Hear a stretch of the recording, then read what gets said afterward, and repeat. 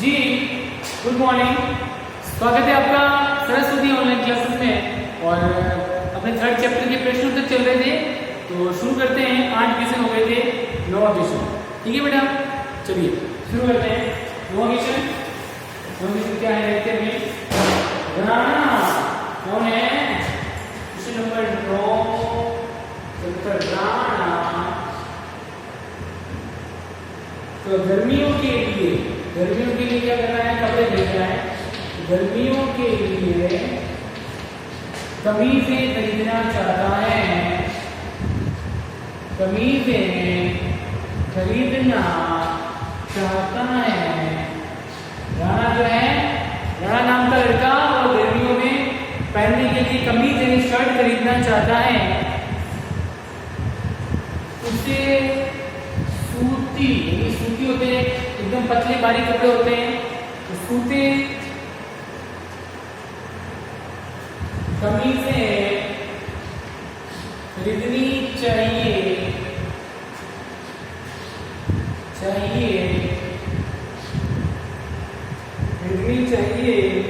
या संश्लेषित। किस प्रकार की कपड़े खरीदने चाहिए, किस प्रकार की कमीजें खरीदनी चाहिए? तो सूती खरीदनी चाहिए या संश्लेषित रेशों से बनी नायलॉन और पॉलिस्टर से बनी हुई शर्ट खरीदनी चाहिए। तो खरीदनी चाहिए या संश्लेषित? कारण सहित बताइए। तो कारण सहित राणा को सलाह दीजिए।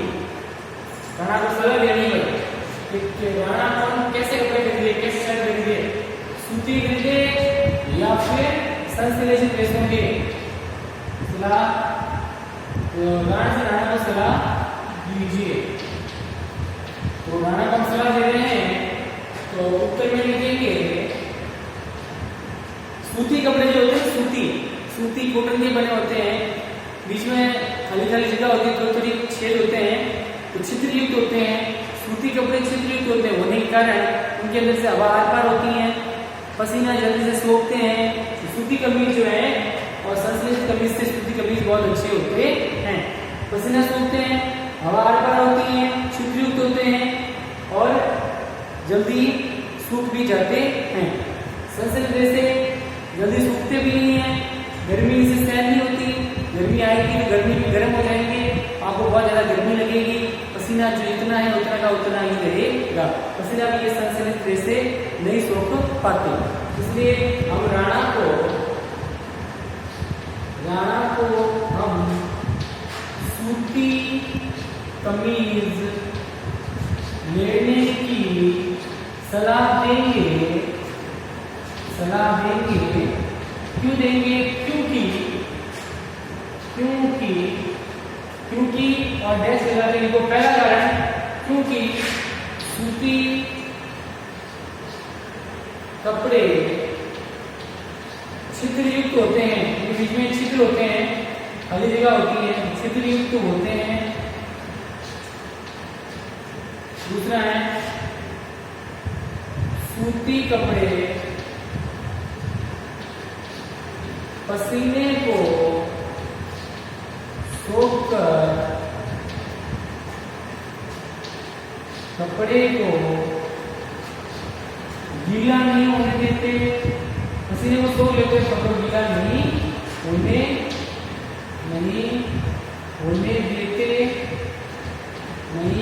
देते। जबकि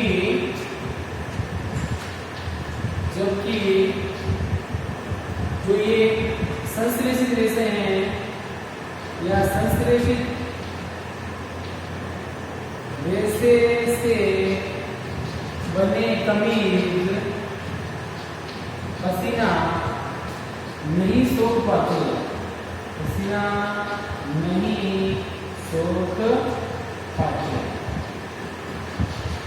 इसलिए हम राणा को सूती कपड़े लेने की सलाह देंगे, क्योंकि सूती कपड़े छिद्र युक्त होते हैं, इन कपड़ों से पसीने को सोखकर कपड़ा गीला नहीं होने देते, और संश्लेषित रेशे जो है उनसे बने की कमीज है, पसीना नहीं सोख पाते।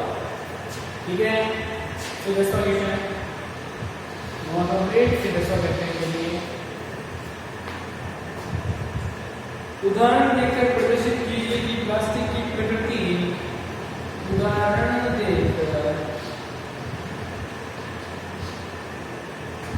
देकर प्रदर्शित कीजिए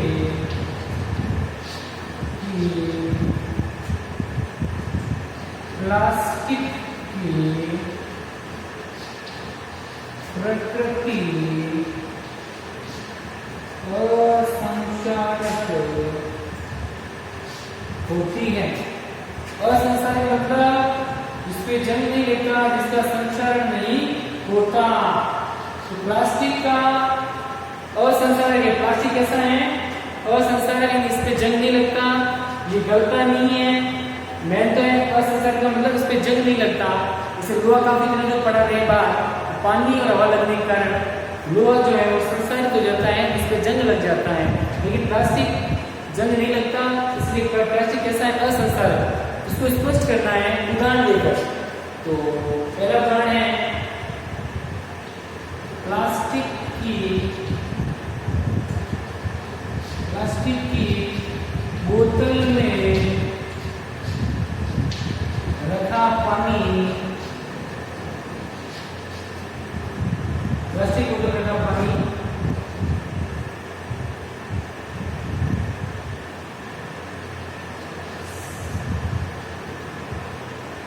सही रहता है क्योंकि प्लास्टिक असंक्षारक है। प्लास्टिक की बोतलों में पानी क्यों भरा जाता है? क्योंकि पानी और प्लास्टिक एक दूसरे से क्रिया नहीं करते। अगर लोहे की कोई चीज है उसके अंदर पानी डाल दिया, थोड़ी देर में लोहा और पानी क्रिया करके उस पानी खराब हो जाएगा। लेकिन प्लास्टिक की बोतल में रखा पानी खराब नहीं होता, या ऐसे तो खराब नहीं होता है, खराब नहीं होता क्योंकि प्लास्टिक क्या है? असंक्षारक है। यानी पानी, जल और वायु से कोई क्रिया, सॉरी प्लास्टिक जो है वो असंक्षारक है क्योंकि यह पानी और वायु से क्रिया नहीं करता, संक्षारित नहीं होता है, इस प्लास्टिक पे जंग नहीं लगता। इसलिए प्लास्टिक की बोतलों में पानी भरा जाता है क्योंकि प्लास्टिक और पानी आपस में क्रिया नहीं करते। ठीक है, दूसरा एग्जाम्पल एक और लिखते हैं।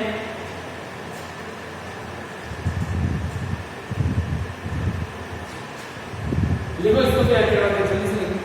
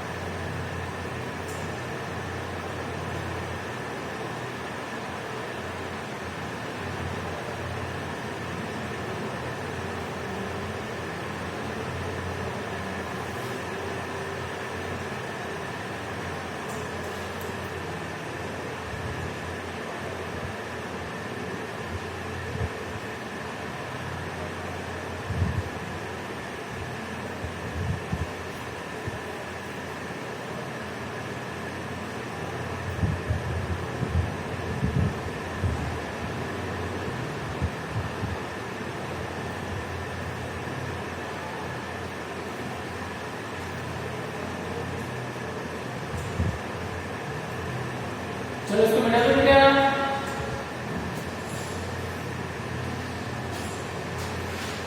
नो किचन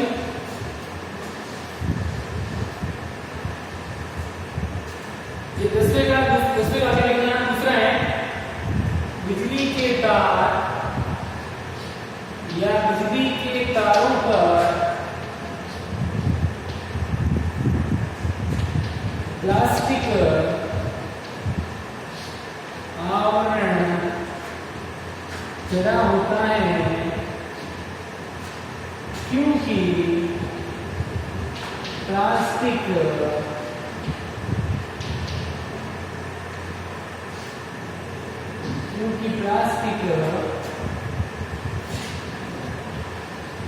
विद्युत तार किसे बने धातुओं से या धात्विक तारों से क्रिया नहीं करता अर्थात प्लास्टिक असंचालन यानी यह धातुओं से भी क्रिया नहीं करता। प्लास्टिक की तार है, तार उसमें प्लास्टिक लगी होती है, कितने पानी गिरो, क्या प्लास्टिक के ऊपर तार पिघलते हैं या नहीं? तो पानी अंदर से क्रिया नहीं करते। चलो फिर अगला क्वेश्चन है 11वां।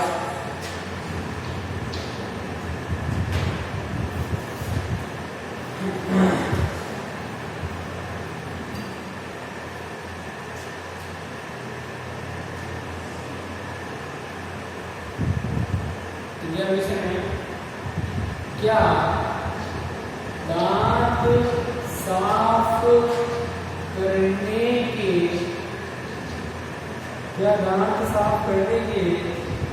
ब्रश का हैंडल व सूट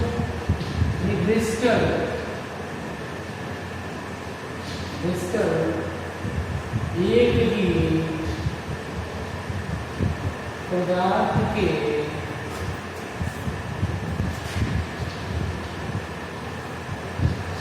बनानी चाहिए। अपना उत्तर स्पष्ट करिए।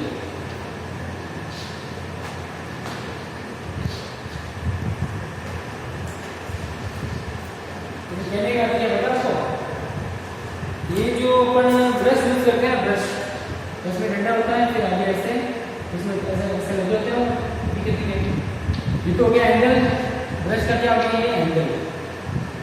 और ये होते हैं सूप, ऐसे लगे होते हैं तो सूप बोलते हैं। सूप या ब्रिस्टल, तो ये डंडा और ये सूप या ब्रिस्टल दोनों एक ही पदार्थ के बने होते हैं या नहीं? एक ही पदार्थ के नहीं होने चाहिए और होते भी नहीं है। ये जो हैंडल है वह बनता है अलग प्लास्टिक से और ये सूप है वह बनता है अलग प्लास्टिक से। दोनों अलग ही प्लास्टिक से बनने चाहिए। तो ये जो भाग होता है ये कठोर होता है और मजबूत होता है। ये भाग ऐसा लचीला होता है। देखो ब्रश अपन ऐसे रगड़ते हैं तो ऐसे जो इसके जो सूप होते हैं, ये देखो जो आगे पीछे होते हैं ना, तो कैसे लचीले हैं।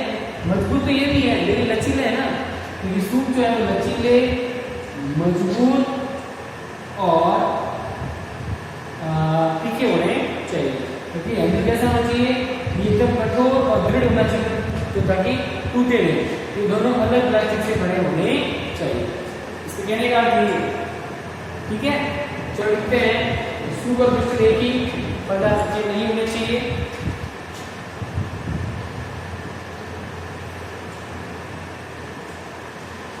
ब्रश का हैंडल मजबूत, कठोर व दृढ़ होना चाहिए जबकि सूप यानी क्रिस्टल मजबूत, लचीला होना चाहिए। अतः ब्रश का हैंडल व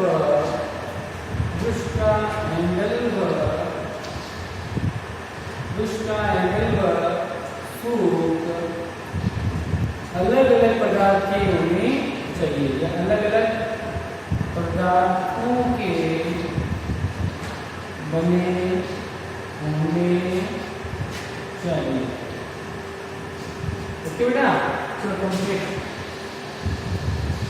हो गया ये। तो शूक और हैंडल जो होता है ब्रश में आगे वाला शूक होता है, पीछे हैंडल होता है का। तो दोनों अलग अलग पदार्थ के बने होने चाहिए, एक ही पदार्थ के नहीं हो सकते।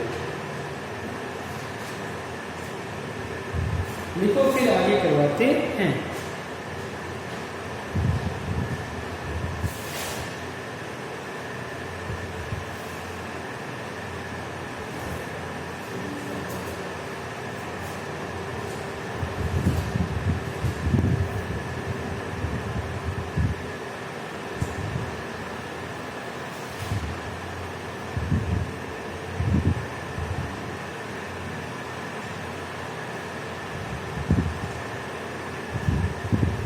चलो बेटा देखो, जल्दी लिखो फटाफट, फिर आगे करते हैं।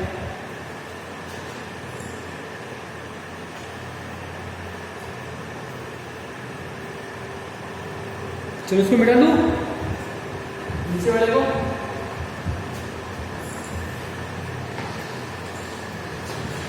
ये कंप्लीट हो गया है।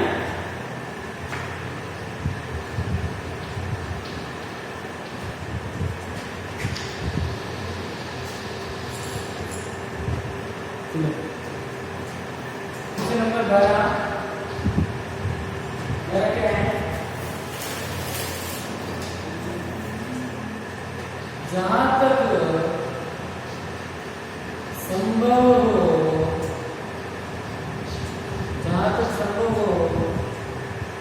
प्लास्टिक के उपयोग से बचिए।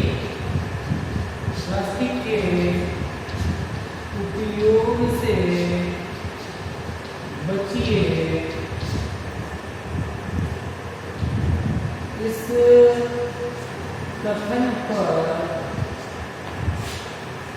कथन पर सलाह दीजिए। ये कह रहा है कि प्लास्टिक का उपयोग कम से कम करना चाहिए। तो प्लास्टिक का उपयोग कम से कम क्यों करना चाहिए, इस पर सलाह देनी है आपको। तो सलाह देते हैं तो चलो, क्योंकि प्लास्टिक कैसा है, पर्यावरण हितैषी नहीं है, प्लास्टिक का विघटन नहीं होता, प्लास्टिक काफी समय पड़ा रहे तो टूटता नहीं है, प्लास्टिक को जलाने पर जहरीली गैसें निकलती हैं, इसलिए प्लास्टिक का कम से कम उपयोग करना चाहिए। सही कह रहा है। इसको सलाह क्या देंगे कि प्लास्टिक कैसा है, उसमें प्लास्टिक द्वारा उत्पन्न अपशिष्ट, प्लास्टिक के द्वारा जो खराब पदार्थ निकलने के बाद अपशिष्ट पर्यावरण हितैषी नहीं है। प्लास्टिक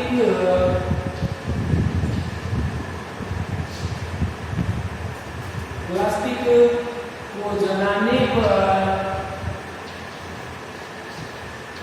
विषाक्त जहरीली गैसें निकलती हैं।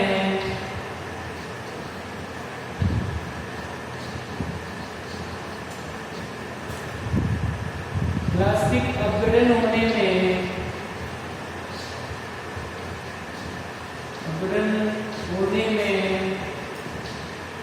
कई वर्ष लग जाते हैं। कई वर्ष लग जाते हैं।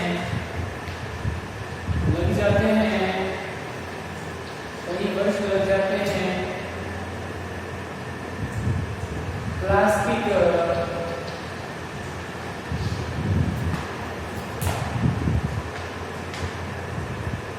एक मिनट बेटा,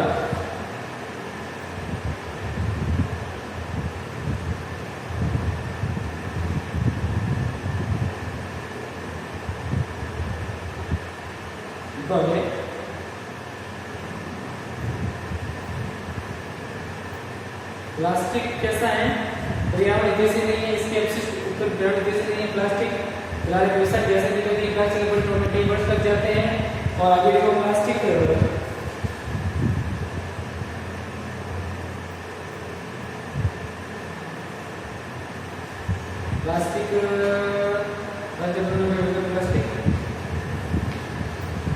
जीवाणु द्वारा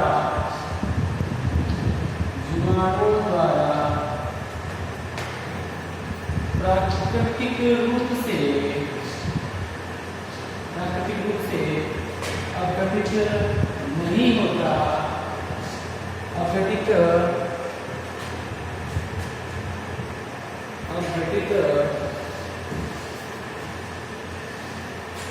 नहीं होता, अतः प्लास्टिक का उपयोग कम से कम करना चाहिए, कम से कम करना चाहिए।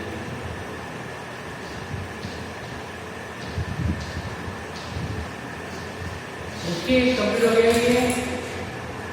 चलो इसको नोट कर लो जल्दी से, ठीक है बेटा। तो आज के लिए इतना ही, कल फिर मिलेंगे नए वीडियो के साथ। Goodbye, thank you.